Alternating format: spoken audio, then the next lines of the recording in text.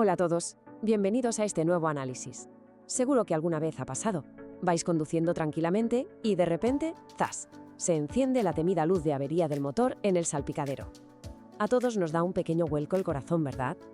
Hay miles de códigos de error que pueden saltar, pero hoy vamos a desentrañar uno muy específico, bastante intrigante y que pide a gritos nuestra atención. Hablamos del código P179.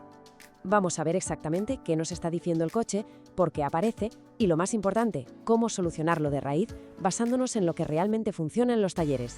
Bueno, para que no nos perdamos, esta va a ser nuestra hoja de ruta. Primero veremos qué es exactamente este código, pasaremos a los síntomas y su gravedad, las causas principales, cómo hacer un diagnóstico paso a paso, los típicos errores que hay que evitar sí o sí y terminaremos con las opciones de reparación. Empecemos por el principio. Punto número 1. ¿Qué es el código P179 y qué significa realmente? Vale, el protagonista indiscutible aquí es el sensor de composición de combustible. Para que nos entendamos de forma sencilla, imaginad que este componente es como el catador oficial del motor. En los coches modernos, sobre todo los de combustible flexible o flex fuel, este sensor está literalmente todo el rato analizando la gasolina que pasa por las tuberías para ver exactamente cuánto etanol lleva mezclado. Y ojo, porque esta información es vital. El cerebro del coche, el PCM, coge estos datos en milisegundos y va ajustando la inyección y el encendido para que el motor rinda al máximo, sin importar lo que haya en el depósito. Entonces, ¿cuándo salta la alarma y nos aparece el P0179? Pues básicamente cuando nuestro catador, el sensor, le manda al PCM una señal eléctrica con un voltaje altísimo, mucho más alto de lo que debería. Es como si en vez de hablar con un tono normal, de repente te empezara a gritar por un megáfono. Claro, el ordenador central se vuelve loco porque esa información sobre la mezcla ya no es fiable. Y cuando el cerebro del motor se confunde, todo el sistema empieza a fallar en cadena. Pasamos al punto 2. Veamos cómo se manifiesta todo esto en la práctica. Síntomas y gravedad. Lo primero, y esto no falla nunca, es esa lucecita naranja del motor encendida en el cuadro de mandos. Pero claro, la cosa no queda ahí. Como el motor va un poco a ciegas con la mezcla, lo normal es notar una pérdida de fuerza muy evidente. Además, vais a ver que el consumo de gasolina se dispara, porque el sistema, ante la duda y por precaución, inyecta más de la cuenta. También es súper común que por las mañanas al coche le cueste arrancar, de tirones al pisar el acelerador o tenga un ralentí inestable. Vamos, que se nota el coche torpe y desincronizado. Y llegados a este punto, aparece la gran pregunta del millón, la que seguro que se nos pasa por la cabeza cuando notamos un pequeño tirón. A ver, si el coche anda, ¿puedo seguir conduciendo y ya lo miraré más adelante? Pues rotundamente no. Ignorarlo es una idea malísima. Si forzamos al motor a trabajar continuamente fuera de sus parámetros normales, con una mezcla totalmente descompensada, la broma nos puede salir muy cara. Un fallo de un sensor que parece poca cosa puede ir a más y acabar destrozando mecánicamente los inyectores de combustible, o peor todavía, friendo por completo el PCM. Y os aseguro que pasar de un problema eléctrico menor a quedarnos tirados y con una factura enorme no hace ninguna gracia. Visto lo visto, pasemos a la sección 3. Vamos a investigar un poco cuáles son los orígenes y las causas principales de este error.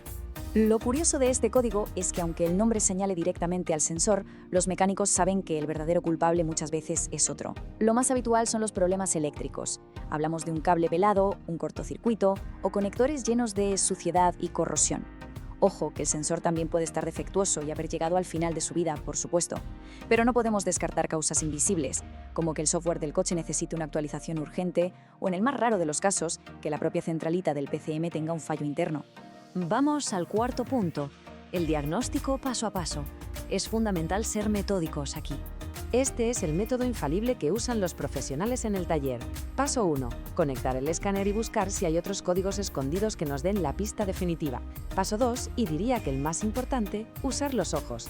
Linterna en mano, a buscar cables rozados o humedad en el conector. Paso 3. Sacar el multímetro. Hay que medir voltajes y continuidades para descartar roturas en los cables. Si todo el cableado está perfecto, pasamos al cuarto paso, que es aislar y probar el propio sensor. Y si aún así la cosa sigue igual, el paso 5 es revisar la versión de software del PCM. Y entramos en la sección 5, los errores comunes a evitar. O lo que es lo mismo, cómo no tirar el dinero. Aquí siempre hay una batalla enorme. La tentación de la reparación rápida es fuertísima. El escáner dice, fallo en el sensor, pues compramos uno nuevo y lo instalamos, ¿no? Error. Jugar a adivinar cambiando piezas a lo loco es una pésima idea.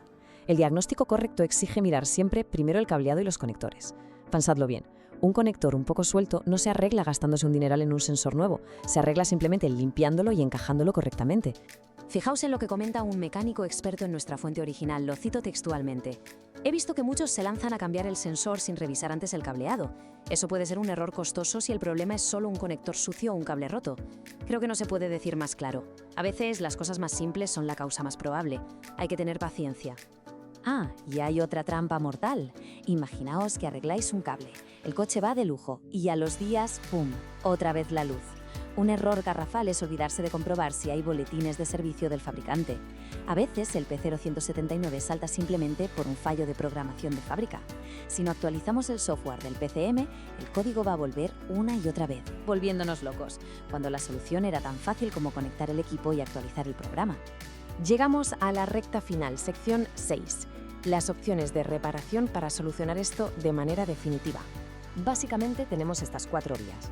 Como venimos insistiendo, lo más económico y habitual suele ser reparar algún cable dañado o limpiar muy bien los conectores eléctricos. Si eso no funciona y el diagnóstico nos ha dado la razón, entonces sí toca reemplazar el sensor. En paralelo, es obligatorio actualizar el software de la centralita si el fabricante lo indica. Y por último, solo en casos rarísimos y de fuerza mayor, tocaría sustituir la unidad del PCM al completo. Para terminar, os dejo con esta pequeña reflexión. Cuando nos enfrentamos a una avería así, la obsesión no debe ser ¿cómo apago la lucecita del cuadro?, sino ¿se ha hecho un diagnóstico de raíz para garantizar que el vehículo funcione de manera segura y eficiente a largo plazo? El código P0179 nos recuerda que en la mecánica la paciencia, el ir paso a paso y el razonamiento lógico valen su peso en oro. Muchas gracias por acompañarnos en este análisis, espero que haya arrojado un poco de luz sobre cómo funcionan nuestros motores y nos vemos en la próxima explicación.